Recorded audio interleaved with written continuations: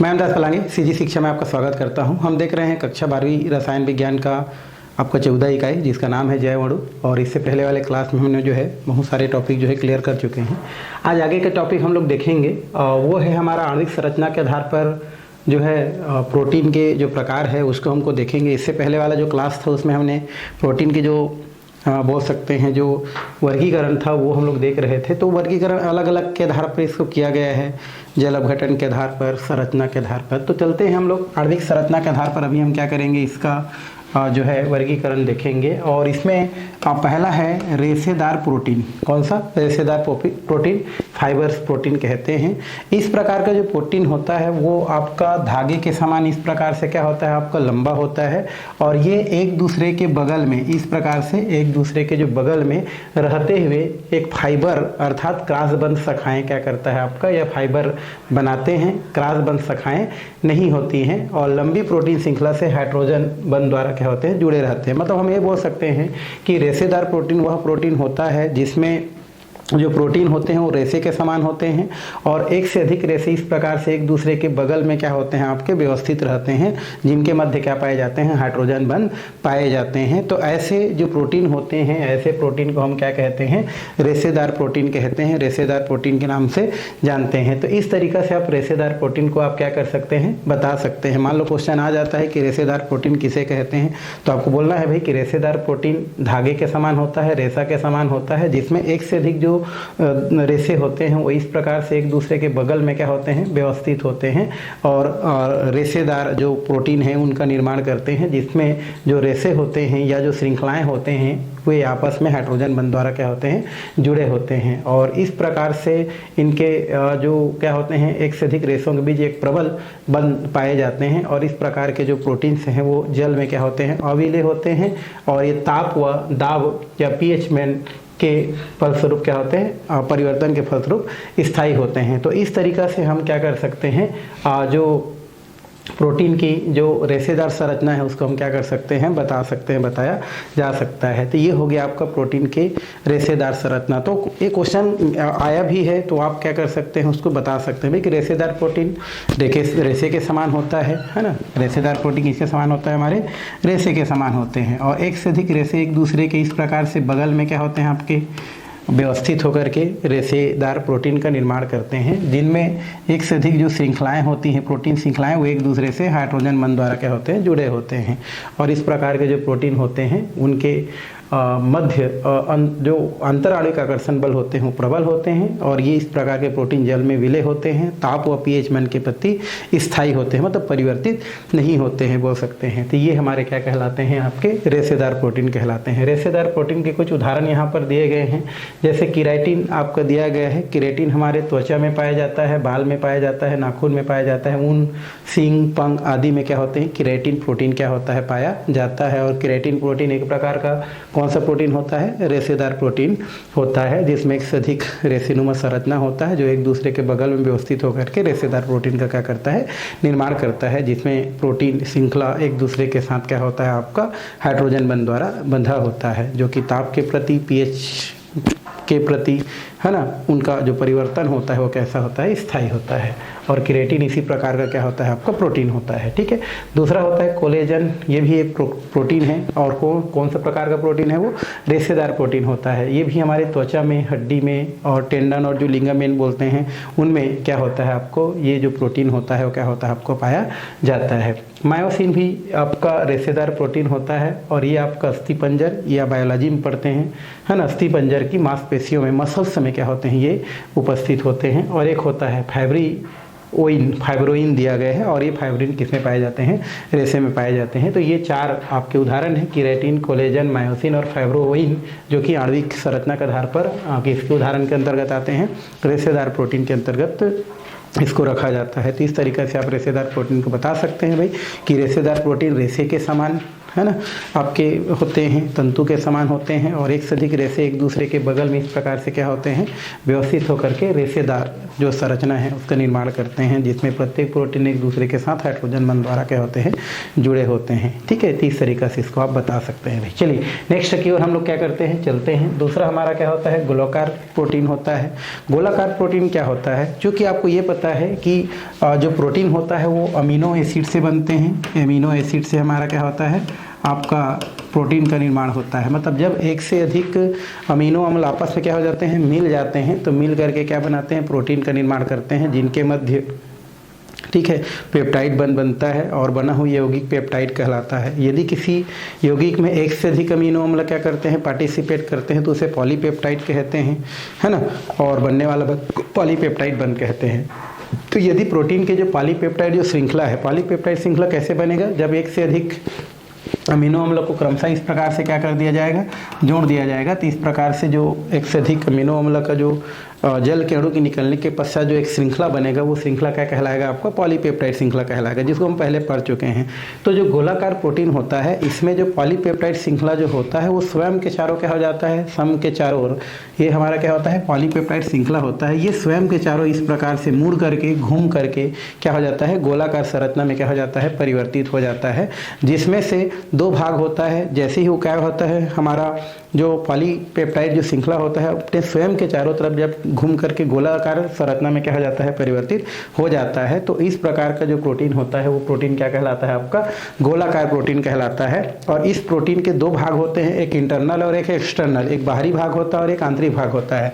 जब प्रोटीन क्या करता है, इस प्रकार से आपका घूम जाता है, तो इसके दो भाग, एक होता है, इसको हम लोग बोलते हैं हाइड्रोफिलिक, बाहरी जो भाग बनता है उसको क्या बोलते हैं हम लोग, हाइड्रोफिलिक बोलते हैं, और आंतरिक जो भाग बनता है उसको बोलते हैं लिपोफिलिक, लिपोफिलिक कहते हैं। तो ये जो लिपोफिलिक होता है ये हमारा द्रव विरोधी होता है बोल सकते हैं, और हाइड्रोफिलिक जो होता है वो द्रव स्नेही होता है, जो कि उसके कौन सा भाग में रहता है, बाहरी भाग में पाया जाता है। इस वजह से इस प्रकार का जो प्रोटीन होता है वो जल में क्या होता है, आपका घुलनशील होता है। तो इस तरीक़े से आप क्या कर सकते हैं, गोलाकार प्रोटीन को बता सकते हैं कि गोलाकार प्रोटीन वह होता है जिसमें पॉलीपेप्टाइड श्रृंखला स्वयं के चारों ओर घूम करके एक गोलाकार संरचना में क्या हो जाता है, परिवर्तित हो जाता है। तो वो आपका क्या कहलाता है, गोलाकार प्रोटीन कहलाता है। इस प्रोटीन के बाहरी भाग जो होता है वो हाइड्रोफिलिक होता है, अंदर वाला भाग क्या होता है, लिपोफिलिक होता है। इस वजह से इस प्रकार का जो प्रोटीन होता है वो जल में क्या होता है, आपका घुलनशील होता है। तो इस तरीक़ा से गोलाकार प्रोटीन को क्या किया जा सकता है, बताया जा सकता है। यहाँ पर गोलाकार प्रोटीन का यहाँ पर कुछ उदाहरण भी दिया गया है जिसको हमको देखना है। पहला इसमें दिया गया है एंजाइम। पहला क्या दिया है, एंजाइम। एंजाइम आप पहले भी पढ़ चुके हैं सतह रसायन में। तो एंजाइम जो होता है, एंजाइम गोलाकार प्रोटीन के उदाहरण के अंतर्गत आता है। और ये आप जानते हो ये एंजाइम जो होता है वो विभिन्न प्रकार के जैव रासायनिक क्रियाओं को क्या करता है, उत्प्रेरित करता है। ठीक है, तो एंजाइम एक प्रकार का गोलाकार प्रोटीन है और ये हमें होने वाला जैव रासायनिक क्रिया, प्रजनन, पोषण, उत्सर्जन, इस प्रकार की क्रियाओं को क्या करता है, उत्प्रेरित करता है। जैसे पेप्सिन आमाशा में पाए जाने वाला एक क्या होता है, हमारा एंजाइम होता है जो पाचन क्रिया में क्या करता है, सहायता करता है। तो इस तरीके से इसको बता सकते हैं। दूसरा है हमारा हार्मोन्स। हार्मोन्स भी गोलाकार क्या होता है, प्रोटीन होता है। कुछ हार्मोन जैसे इंसुलिन है ना, थायरोग्लोबिन है, ये सब जो होते हैं वो उपापचय क्रियाओं को क्या करते हैं, नियंत्रित करते हैं। मेटाबॉलिज्म में जो क्रिया होता है उसको क्या करते हैं, नियंत्रित करने का काम कौन करता है भाई, हमारा हार्मोन्स करता है। हीमोग्लोबिन भी क्या होता है हमारा, ये भी गोलाकार प्रोटीन होता है। हीमोग्लोबिन जानते हो हमारे ब्लड में होता है, जिसे Hb से दर्शाते हैं।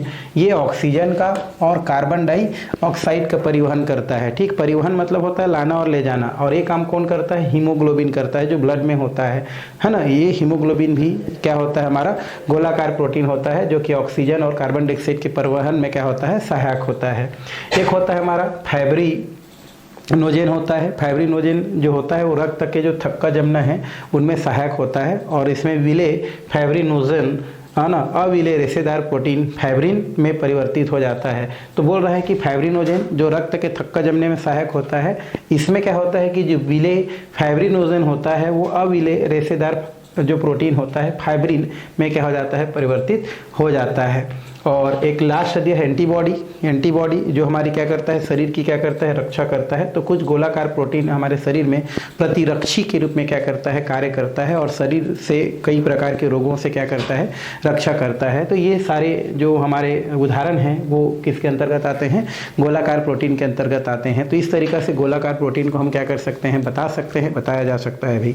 तो गोलाकार प्रोटीन भी खत्म हो गया। मान लो क्वेश्चन करता है कि गोलाकार प्रोटीन क्या होता है, तो बोल सकते हैं कि गोलाकार प्रोटीन क्या होता है। तो गोलाकार प्रोटीन वह प्रोटीन होता है जिसमें पॉलीपेप्टाइड जो हमारा क्या होता है, जो श्रृंखला होता है वो स्वयं के चारों ओर क्या हो जाता है, घूम जाता है और घूम करके इस प्रकार से गोला आकार संरचना में क्या हो जाता है, परिवर्तित हो जाता है। तो वही प्रोटीन आपका क्या कहलाता है, गोलाकार प्रोटीन कहलाता है। जिस प्रोटीन के दो भाग, आंतरिक भाग लिपोफिलिक, बाहरी भाग जो है हाइड्रोफिलिक होता है। हाइड्रोफिलिक जल में घुलनशील होने की वजह से इस प्रकार का जो क्या होता है, आपका जो प्रोटीन होता है वो जल में क्या हो जाता है, घुल जाता है। जिसके इतने सारे उदाहरण क्या किया जा सकता है, लिखा जा सकता है भाई। तो ये हमारा क्या हो गया, गोलाकार प्रोटीन। ये तो हो गया हमारा किसके आधार पर, आणविक संरचना के आधार पर गोलाकार जो प्रोटीन है उसको हम क्या कर सकते हैं, बता सकते हैं। रेशेदार प्रोटीन को क्या कर सकते हैं, बता सकते हैं। तो ये हो गया किसके आधार पर भाई, आणविक संरचना के आधार पर। तो दो हम आधार पर पढ़ चुके। पहला जल अपघटन के आधार पर था, दूसरा हमारा किसके आधार पर था, ये आपका आणविक संरचना के आधार पर। थर्ड नंबर सी नंबर दिया गया है, इसमें दिया है कार्यों के आधार पर प्रोटीन का क्या दिया गया है, वर्गीकरण दिया गया है। कार्यों के आधार पर भाई यहाँ पर प्रोटीन को बहुत सारे भागों में बांटा गया है। जैसे पहला है कार्यों के आधार पर संरचनात्मक प्रोटीन।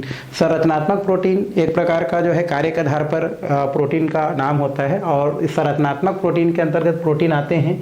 कोलेजन एक प्रकार का संरचनात्मक प्रोटीन होता है जो कि त्वचा हो गया, कार्टिलेज हो गया, अस्थि अर्थात हड्डी हो गया, ये सब में क्या होता है, पाया जाता है और विभिन्न प्रकार के कार्यों को क्या करता है, संचालित करता है। उसी प्रकार होता है एक हमारा संकुचनशील प्रोटीन। संकुचनशील प्रोटीन होता है, उदाहरण के लिए मायोसिन है। मायोसिन एक प्रकार का संकुचनशील प्रोटीन है। एक्टिन है, संकुचनशील प्रोटीन के अंतर्गत आता है जो कि अस्थि पेशियों में पाया जाता है ना। पेशियों में पाया जा रहा है मतलब वो क्या करता है, संकुचन का कार्य करता है। तो कितना हो गया, दो। पहला संरचनात्मक प्रोटीन, कोलेजन एक संरचनात्मक प्रोटीन होता है जो त्वचा, कार्टिलेज, हड्डी में पाया जाता है। संकुचनशील प्रोटीन मायोसिन एक प्रकार का, या एक्टिन जो है आपका संकोचनशील प्रोटीन होता है जो कि अस्थि आपके पेशियों में क्या होता है, पाया जाता है। एंजाइम अभी जस्ट पढ़े हैं, बहुत सारे एंजाइम दिया गया है, ट्रिप्सिन, पेप्सिन, ये कुछ एंजाइम हैं जो कि आपका जो है क्या बोलते हैं, कार्यों के आधार पर प्रोटीन के वर्गीकरण के अंतर्गत आते हैं जो कि विभिन्न प्रकार के जैव रासायनिक क्रियाओं को उत्प्रेरित करते हैं। जो भी प्रोटीन हो, चाहे प्रोटीन कोई भी नाम का हो, सब के सब क्या करते हैं, जैविक जो क्रिया होता है जो जीव जंतुओं में क्या होता है, पाया जाता है, उस प्रकार की क्रियाओं को क्या करता है, आपका नियंत्रित करता है या उस प्रकार के कार्यों में क्या करता है, अपना योगदान निभाता है। हार्मोन्स है ना, हार्मोन्स भी जैसे हम लोग इससे पहले भी देखे हैं, बहुत सारे हार्मोन्स होते हैं। जैसे इंसुलिन हार्मोन्स हैं, ये प्रोटीन है और इस शरीर में शर्करा का जो उपापचय है उनको नियंत्रित करता है, उस पर भाग लेता है। मतलब शरीर में शर्करा के नियंत्रण में क्या करता है, ये भाग लेता है कि किस प्रकार से कितना शर्करा शरीर के आवश्यक है, कितना शर्करा शरीर के आवश्यक नहीं है, इसको क्या करता है, उस प्रकार की क्रियाओं को करने में क्या करता है, भाग लेता है। आगे है प्रतिरक्षी प्रोटीन। क्या देखना है हमको, प्रतिरक्षी प्रोटीन क्या है। तो अभी जस्ट देखे हैं प्रतिरक्षी प्रोटीन जो हमारे शरीर में होने वाले विभिन्न प्रकार के जो क्या होते हैं, आपके जो बीमारियां होते हैं उनसे क्या करते हैं, हमारे शरीर की रक्षा करते हैं। ऐसे जो प्रोटीन्स हैं उसे प्रतिरक्षी प्रोटीन कहते हैं। जैसे गामा ग्लोब्यूलिन जो प्रोटीन है, ये जब हमारे शरीर पर कोई बाहरी जो संक्रमण कारक जीवाणु जब क्या करता है, आक्रमण करता है, तो उस स्थिति में क्या करता है, ये उनको नष्ट कर देता है। कौन, ये प्रतिरक्षी प्रोटीन, और हमारे शरीर का क्या करता है, रक्षा करता है। उसके अलावा हमारे शरीर में लड़ने की क्षमता भी उत्पन्न करता है। कौन, ये प्रतिरक्षी प्रोटीन। तो ये सब जो है आपका कार्यों के आधार पर रखा जाता है। रक्त प्रोटीन एक बार फिर से पहले जो है पढ़ चुके हैं, इसको फिर से पढ़ रहे हैं। एक दिया है फाइब्रिनोजेन जो कि थक्का जमाने में काम करता है, एल्बुमिन है, ग्लोब्यूलिन है, ये सब हमारे क्या होते हैं, रक्त प्रोटीन के अंतर्गत आते हैं। ठीक है, तो ये तो हो गया कार्यों के आधार पर आपका प्रोटीन के जो प्रकार हैं वो हम क्या कर सकते हैं, यहाँ से लिख सकते हैं जानकारी के लिए। ठीक है, आपको पता होना चाहिए। ये हो गया आपका जो है प्रोटीन का वर्गीकरण। अब हमको प्रोटीन का संरचना देखना है। यहाँ पर प्रोटीन के क्या देखेंगे हम लोग, संरचना। तो नेक्स्ट जो टॉपिक है वो है हमारा प्रोटीन की संरचना। प्रोटीन की क्या देखेंगे हम लोग, प्रोटीन की संरचना देखेंगे।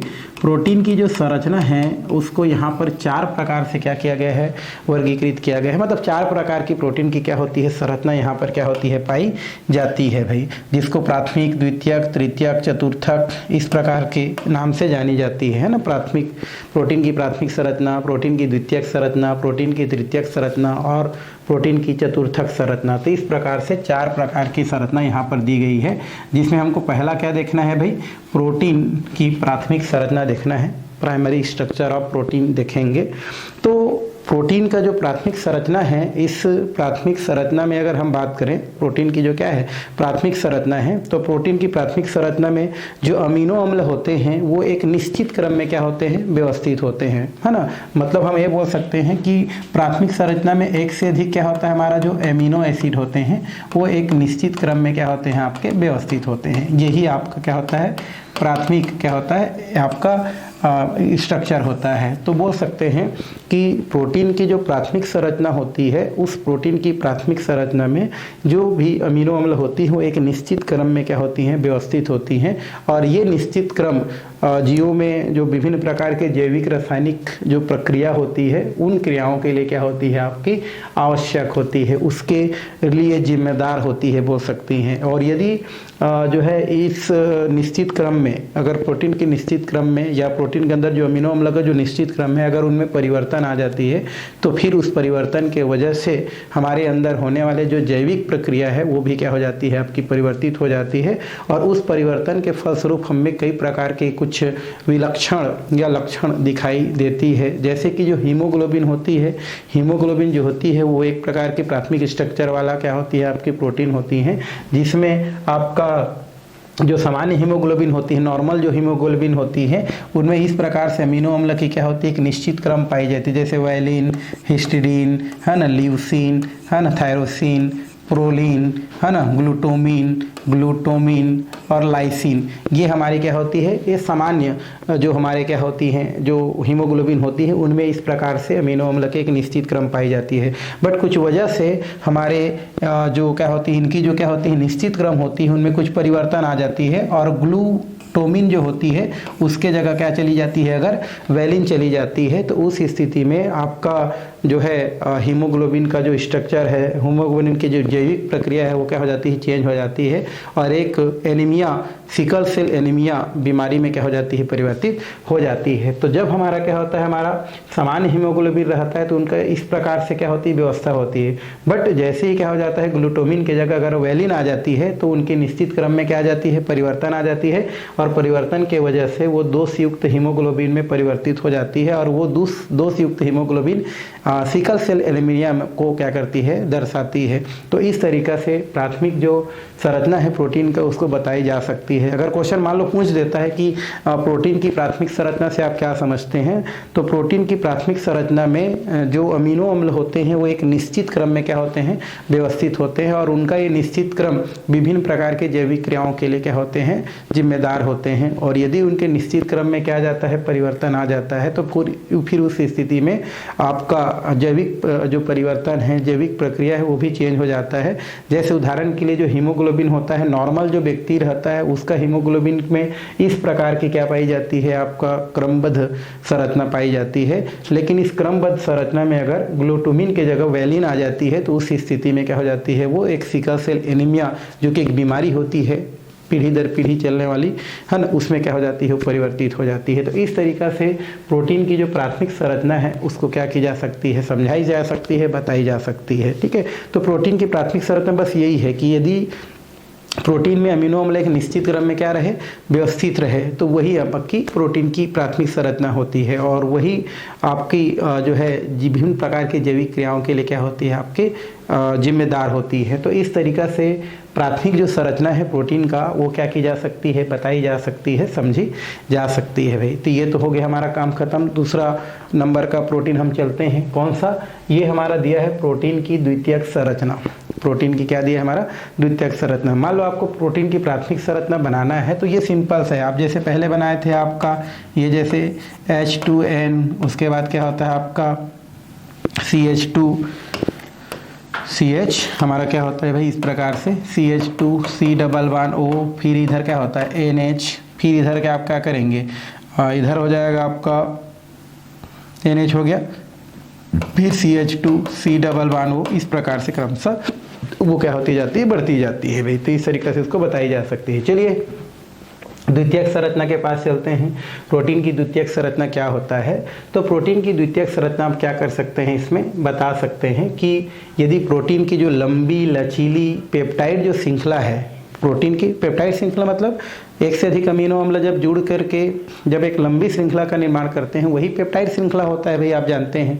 तो यदि प्रोटीन की जो लंबी लचीली पेप्टाइड श्रृंखला वलयित होकर के है ना, यह वलयित होकर के अपेक्षाकृत एक दृढ़ संरचना वाले स्थिति में क्या हो जाती है, जब परिवर्तित हो जाती है, दृढ़ संरचना वाले विन्यास में परिवर्तित हो जाती है, वही आपकी क्या कहलाती है, आपका प्रोटीन की क्या कहलाती है, द्वितीयक संरचना कहलाती है। और इस प्रकार के संरचना में, इस प्रकार के विन्यास में पेप्टाइड बंधों में जो है आपका CO और NH के मध्य क्या होती है, हाइड्रोजन बंध के बनने के कारण होती है। तो हम लोग क्या लिख सकते हैं, द्वितीयक संरचना, यदि प्रोटीन की जो लंबी लचीली जो पेप्टाइड श्रृंखला होती है, प्रोटीन की जो क्या होती है, लंबी लचीली जो पेप्टाइड श्रृंखला होती है, वो वलयित होकर के, वलयित मतलब इस प्रकार से वलयित होकर के यदि एक दृढ़ संरचना वाली विन्यास में क्या हो जाती है, परिवर्तित हो जाती है, वही आपकी क्या कहलाती है, प्रोटीन की द्वितीयक संरचना कहलाती है। और ये जो द्वितीयक संरचना होती है वो C डबल बॉन्ड O और NH के मध्य हाइड्रोजन बंध बनने के कारण क्या होती है, उत्पन्न होती है। तो इस तरीक़ा से क्या की जा सकती है, जो प्रोटीन की द्वितीयक संरचना है उनको क्या की जा सकती है, बताई जा सकती है। तो ये क्वेश्चन आता तो नहीं है, बट जानकारी के लिए ज़रूरी है कि द्वितीयक संरचना क्या होती है भाई। तो जो भी प्रोटीन की लंबी लचीली जो क्या होती है, आपके इस प्रकार की जो पेप्टाइड श्रृंखला पाई जाती है, यदि वो पेप्टाइड श्रृंखला वलयित होकर के यदि क्या हो जाती है, आपके एक दृढ़ विन्यास वाली संरचना में क्या हो जाती है, परिवर्तित हो जाती है, तो ये संरचना ही आपकी क्या कहलाती है, द्वितीयक, है ना, संरचना कहलाती है। किसका, प्रोटीन की द्वितीयक संरचना कहलाती है। और इस प्रकार की जो संरचना होती है वो आपका CO और हमारा क्या होती है, जो NH होती है, इन दोनों के मध्य हाइड्रोजन बंध बनने के कारण उत्पन्न होती है। और इस प्रकार जो हमारी क्या होती है, प्रोटीन की द्वितीयक जो संरचना होती है वो क्या होती है, आपकी बनती है। यहाँ पर प्रोटीन की द्वितीयक संरचना को दो भागों में बांटी जाती है, एक होती है अल्फा हेलिक्स और एक होती है हमारे बीटा प्लेटेड शीट संरचना। मतलब प्राथमिक द्वितीयक जो हमारी क्या होती है, जो संरचना होती है प्रोटीन को, उसको दो भागों में बांट के क्या की जाती है, पढ़ी जाती है। एक होता है हमारा अल्फा हेलिक्स और एक होती है हमारी दूसरा बीटा प्लेटेड शीट स्ट्रक्चर। इस प्रकार से इसको जो है क्या की आप बोल सकते हैं, आपका परिवर्तित करके उसको वर्गीकृत करके क्या की जाती है, पढ़ी जाती है। तो चलिए चलते हैं पहले किसके पास, अल्फा हेलिक्स संरचना के पास। किसके पास भाई, अल्फा हेलिक्स संरचना। अल्फा हेलिक्स संरचना क्या होती है वो हमको देखना है। तो यहाँ पर लिख सकते हैं, यदि अमीनो अम्ल मतलब ये हमारा अमीनो अम्ल है और हम जानते हैं अमीनो अम्ल से मिलकर ही क्या बनता है, आपका प्रोटीन बनता है। तो यदि अमीनो अम्ल है ना, यदि अमीनो अम्ल, ये हम लोग यहाँ से कर सकते हैं H2N और ये हो जाता है आपका CH2 C double bond O NH, इधर तरह कैसे कर बढ़ते जाएं।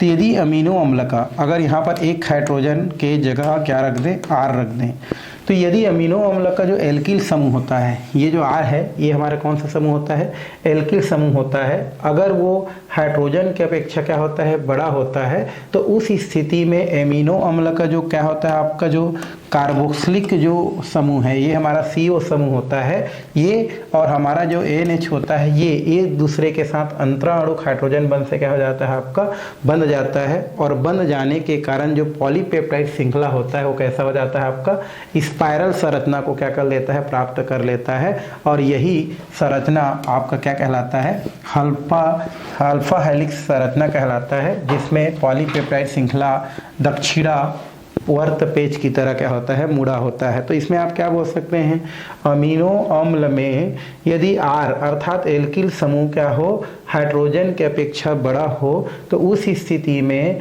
CO है ना, कार्बोक्सिलिक समूह का CO और एमीन समूह का NH के मध्य क्या बन जाती है आपका हाइड्रोजन बन जाती है, हाइड्रोजन बंध बन जाती है। और इस हाइड्रोजन बंध बनने के कारण आपका जो क्या होती है पॉलीपेप्टाइड जो श्रृंखला होती है वो एक स्पाइरल संरचना में परिवर्तित हो जाती है, और वही स्पाइरल संरचना आपकी क्या कहलाती है, आपकी अल्फा हेलिक्स संरचना कहलाती है, अल्फा हेलिक्स संरचना के नाम से जानी जाती है।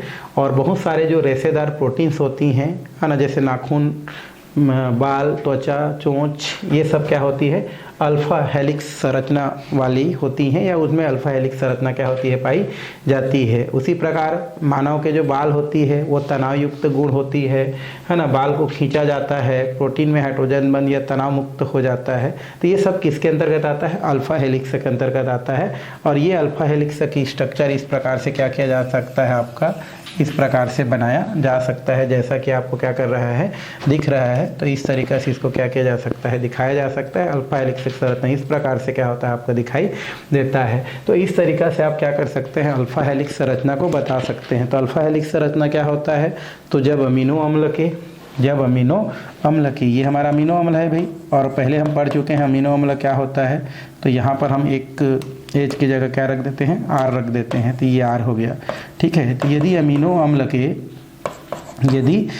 अम्ल के R समूह अर्थात एल्किल समूह हाइड्रोजन की अपेक्षा क्या हो, बड़ा हो, तो आपका CO और आपका NH के बीच क्या बनता है, हाइड्रोजन बंध बनता है। और इस हाइड्रोजन बंध बनने के कारण से जो भी हमारा क्या होता है, जो पेप्टाइड श्रृंखला होता है, वो पेप्टाइड श्रृंखला किस में बदल जाता है, आपका एक स्पाइरल वाला संरचना में बदल जाता है। वही आपका अल्फा हेलिक्स संरचना कहलाता है, जिसका स्ट्रक्चर इस प्रकार से क्या होता है आपका दिखाई देता है, जिसमें आपका ये दिख रहा है आपका CO और NH के मध्य कौन सा बंध होता है, ये देखो ये हो जाता है आपका C डबल बॉन्ड O दिया है हमारा, और ये हमारा क्या दिया है, NH दिया है। तो इनके मध्य जो हाइड्रोजन बंध बन रहा है। इसी प्रकार ये हमारा क्या होता है, NH होता है, ये हमारा क्या होता है, NH होता है, ये हमारा C डबल बॉन्ड O होता है, और ये हमारा क्या होता है, NH होता है।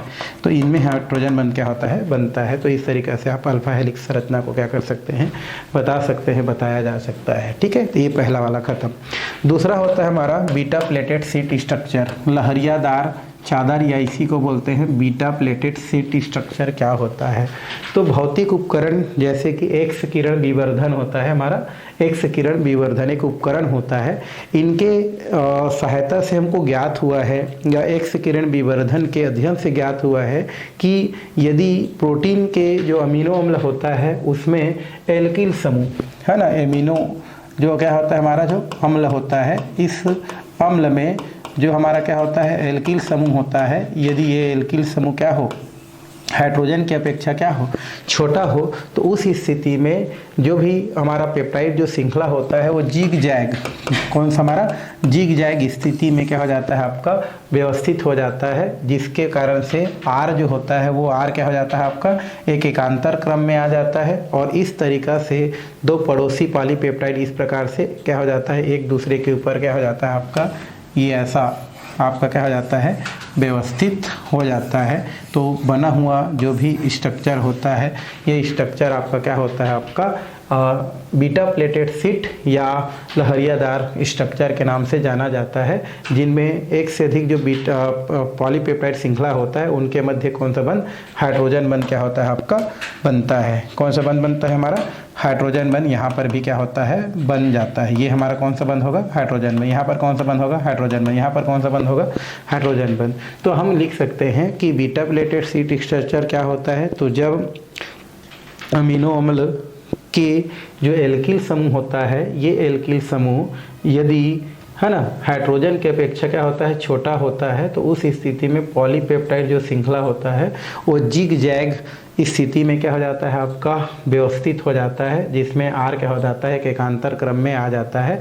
और इस प्रकार से दो पड़ोसी जो क्या होता है आपका जो पेप्टाइड जो श्रृंखला होता है वो पेप्टाइड श्रृंखला क्या हो जाता है, एक दूसरे के साथ क्या हो जाता है, हाइड्रोजन बंध के द्वारा क्या हो जाता है, जुड़ जाता है। तो उस स्थिति में जो संरचना बनता है वो संरचना ही आपकी क्या कहलाता है, आपका बीटा प्लेटेड शीट्स संरचना कहलाता है, जिसका स्ट्रक्चर इस प्रकार से क्या किया जा सकता है, बताया जा सकता है, हम बता सकते हैं। तो ये हो गया आपका द्वितीयक संरचना, जो कि प्रोटीन में क्या होता है, पाया जाता है, जो कितने प्रकार का होता है, आपका 2 प्रकार का होता है। अब हम चलते हैं प्रोटीन का तृतीयक संरचना। प्रोटीन का क्या देखना है, तृतीयक संरचना। प्रोटीन का जो तृतीयक संरचना होता है पूर्ण रूप से क्या होता है, 3D होता है। कैसा होता है, हमारा 3D स्ट्रक्चर होता है। और दूसरे शब्दों में बोल सकते हैं कि पूरे प्रोटीन संरचना या पूरे प्रोटीन अणु अगर त्रिदिशात्मक स्थिति में मुड़ जाता है और मुड़ करके एक विशिष्ट आकृति अगर क्या करता है, उत्पन्न करता है, तो उस स्थिति से प्राप्त जो भी क्या होता है, हमारा जो संरचना होता है वही आपका क्या कहलाता है, तृतीयक संरचना कहलाता है। जो ताप के प्रति क्या होता है या पीएच के प्रति क्या होता है, आपका बहुत ही क्या होता है, स्थायी होता है। और ये बहुत ऊर्जावान होता है, स्थायी होता है, और अमीनो अम्ल एक निश्चित क्रम में इसमें क्या होता है, व्यवस्थित होता है, और ये एक प्राकृतिक आकृति को भी प्रदर्शित करता है। तो हम क्या बोल सकते हैं कि प्रोटीन का जो क्या होता है, जो तृतीयक संरचना होता है वो पूर्ण रूप से क्या होता है, 3 दिशात्मक होता है, 3 डायमेंशनल होता है, जिसमें आपका प्रोटीन जो होता है, उस प्रोटीन की अगर हम बात करें तो प्रोटीन जो होता है वो 3D स्ट्रक्चर में क्या हो जाता है, मुड़ जाता है, और मुड़ करके एक विशिष्ट संरचना को क्या करता है, आपका प्रदर्शित करता है। तो वो जो विशिष्ट संरचना होता है वो विशिष्ट संरचना ही आपका क्या कहलाता है, जो है प्रोटीन का तृतीयक संरचना कहलाता है। और इस प्रकार का प्रोटीन काफ़ी ऊर्जावान होता है, स्थायी प्रकृति का होता है। उसके अलावा इनमें जो अमीनो अम्ल होता है वो एक निश्चित क्रम में क्या होता है, व्यवस्थित होता है। और इस प्रकार से इस प्रोटीन को एक नाम प्राकृतिक आकृति के नाम से या प्रोटीन के प्राकृतिक आकृति के भी नाम से जाना जाता है। यही नेचुरली प्रोटीन है, ऐसा हम क्या कर सकते हैं, बोल सकते हैं। और ये होता है आपका तृतीयक प्रोटीन। इसकी स्ट्रक्चर कुछ इस टाइप का क्या होता है, आपको दिखाई देता है। इस तरीक़ा से हम लोग क्या कर सकते हैं, उसको बता सकते हैं। तो क्वेश्चन आ सकता है, नहीं आ सकता है, वो अलग है, लेकिन आपको पता होना चाहिए कि प्रोटीन की तृतीयक संरचना में ये प्रोटीन की जो तृतीयक संरचना होता है वो पूर्णतः त्रिदिशात्मक होता है, जिसमें प्रोटीन के जो श्रृंखला होता है, पॉलीपेप्टाइड श्रृंखला होता है, वो 3D स्ट्रक्चर में त्रिदिशात्मक स्थिति में क्या हो जाता है, मुड़ जाता है, और एक विशिष्ट संरचना का क्या करता है, निर्माण करता है। तो वो विशिष्ट संरचना ही आपका क्या कहलाता है, प्रोटीन का तृतीयक संरचना कहलाता है। और इस प्रकार के संरचना में जो अमीनो अम्ल होता है वो एक निश्चित क्रम में क्या होता है, आपका व्यवस्थित होता है, और ये काफ़ी ऊर्जावान होते हैं। साथ ही साथ इनमें अमीनो अम्ल एक निश्चित क्रम में क्या होता है, आपका व्यवस्थित रहता है। और इस प्रकार का जो प्रोटीन होता है ये प्राकृतिक आकृति के भी नाम से जाना जाता है। तो इस तरीक़ा से जो तृतीयक संरचना वाला जो प्रोटीन है वो आपको क्या करता है, जो है पता चल जाता है। ये भी 2 प्रकार का होता है, एक होता है आपका रेशेदार प्रोटीन और एक होता है गोलाकार प्रोटीन, जो हम पहले क्या कर चुके हैं, पढ़ चुके हैं, तो फिर से उसको पढ़ने की ज़रूरत नहीं है। ये रेशेदार प्रोटीन जो पहले हम लोग देखे हैं, और एक होता है गोलाकार प्रोटीन जो हम पहले क्या कर चुके हैं, देख चुके हैं, बता चुके हैं, तो इसको करने की ज़रूरत नहीं है। हम डायरेक्ट चलते हैं प्रोटीन की जो क्या होता है, आपका चतुष्क संरचना जो होता है, इसके पास हम थोड़ा सा चलते हैं।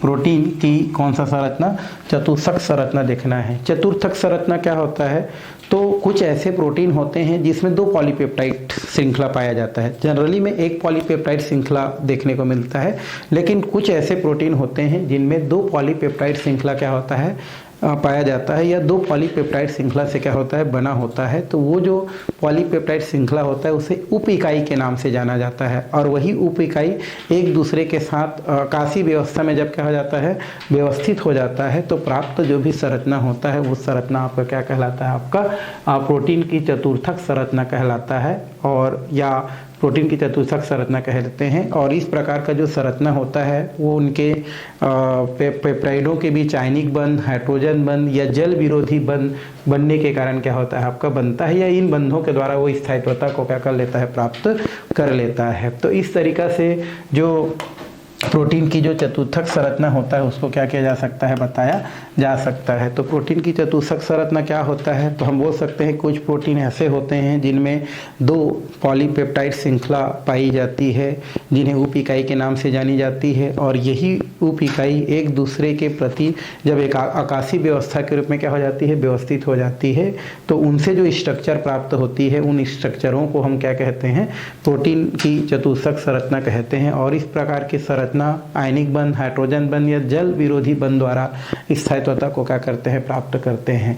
उदाहरण के लिए आपका हीमोग्लोबिन एक ऐसा प्रोटीन होता है जो 4 पॉलीपेप्टाइड श्रृंखला से बना होता है, किंतु ये श्रृंखलाएं सहसंयोजक बंध द्वारा परस्पर जो है जुड़ी नहीं होती हैं। तो इस तरीक़ा से जो प्रोटीन की चतुर्थक संरचना है उनको क्या की जा सकती है, बताई जा सकती है। और इनकी संरचना आपके बुक में भी दिया है। उसके अलावा इस प्रकार से आप संरचना को क्या कर सकते हैं, इस प्रकार से फिलहाल तो बता सकते हैं। तो इस प्रकार की संरचना आपको देखने को मिलता है। तो ऐसा आपका प्रोटीन की चतुर्थक संरचना देखने को मिलता है भाई, ठीक है। तो ये तो हो गया प्रोटीन की 4 प्रकार की संरचना, प्राथमिक संरचना, द्वितीयक संरचना, तृतीयक संरचना और एक होता है चतुर्थक संरचना, जहाँ से आपको क्या कर सकता है, क्वेश्चन कर सकता है। अभी तक तो फिलहाल आया नहीं है बट क्वेश्चन कर सकता है। तो ये हमारा क्या हो गया, प्रोटीन का संरचना। अब हम चलते हैं प्रोटीन का जो विकृतीकरण है इसके पास चलते हैं। प्रोटीन का विकृतीकरण क्या होता है उसको हम देखते हैं। तो यहाँ पर प्रोटीन का विकृतीकरण मतलब होता है प्रोटीन के जो मूल रूप होता है उस मूल रूप में यदि किसी भौतिक कारक या रासायनिक कारक के कारण अगर क्या आ जाए, परिवर्तन आ जाए, तो उस स्थिति को हम प्रोटीन का क्या कहते हैं, विकृतीकरण कहते हैं या विकृतीकरण कहा जाता है। वो भौतिक कारक ताप हो सकता है, दाब हो सकता है ना। अगर हम रासायनिक कारक की बात करें तो अम्ल और क्या हो सकता है, क्षार हो सकता है। तो ये दोनों कारक की वजह से जो भी प्रोटीन के मूल संरचना जब क्या हो जाता है, समाप्त हो जाता है, उसका वास्तविक स्थिति खराब समाप्त हो जाता है, तो वो प्रोटीन विकृतीकरण कहलाता है। इसमें कुछ कुछ बातें और दिया गया है। जैविक तंत्र में उपस्थित विशेष त्रिविम संरचना तथा जैविक सक्रियता वाले प्रोटीन जो होता है वो प्राकृतिक प्रोटीन कहलाता है। एक क्वेश्चन आपको यहाँ से याद रखना है कि जैविक तंत्र में उपस्थित विशेष त्रिविम संरचना तथा जैविक सक्रियता वाले जो प्रोटीन होते हैं उसको हम लोग क्या बोलते हैं, प्राकृत प्रोटीन के नाम से जानते हैं। प्राकृत प्रोटीन कहा जाता है। और प्राकृत अवस्था में प्रोटीन में हाइड्रोजन बंध क्या होता है, पाया जाता है। और जब प्राकृतिक प्रोटीन में भौतिक परिवर्तन जैसे ताप में परिवर्तन अथवा रासायनिक परिवर्तन जैसे पीएच या अम्ल में परिवर्तन किया जाए तो हाइड्रोजन बंध क्या हो जाता है, आपका अस्त व्यस्त हो जाता है, और जिसके कारण से जो ग्लोब्यूलर प्रोटीन है उसका गोलाकार स्थिति खुल जाता है, हेलिक्स जो है अकुंडलित हो जाता है और प्रोटीन की जैविक सक्रियता नष्ट हो जाता है। यही आपका क्या कहलाता है, प्रोटीन का विकृतीकरण कहलाता है। तो आप क्या बोल सकते हैं कि जैव तंत्र में जैविक सक्रियता वाले त्रिविम संरचना वाले जो भी प्रोटीन होता है ना, किसमें बोल सकते हैं भाई, जीवित तंत्र में। जैविक जो तंत्र होता है, जैविक तंत्र में कुछ जैविक सक्रियता वाले, उसके अलावा त्रिविम संरचना वाले कुछ क्या होते हैं, प्रोटीन होते हैं। और वो प्रोटीन आपके क्या कहलाते हैं, प्राकृतिक प्रोटीन कहलाते हैं। और प्राकृतिक प्रोटीन में जो क्या होते हैं, हाइड्रोजन बंध पाए जाते हैं। और जब हाइड्रोजन बंध क्या हो जाते हैं, कुछ भौतिक परिवर्तन जैसे ताप या कुछ रासायनिक परिवर्तन जैसे आपका पीएच परिवर्तन, तो वो जो प्रोटीन के मध्य बनने वाला हाइड्रोजन बंध क्या हो जाता है, टूट जाता है। अल्फा हेलिक्स जो कुंडलित होता है वो क्या हो जाता है, अकुंडलित हो जाता है, उसके कारण है ना, अकुंडलित हो जाता है। और उसके अलावा प्रोटीन की जैविक सक्रियता जो होता है वो सब खत्म हो जाता है।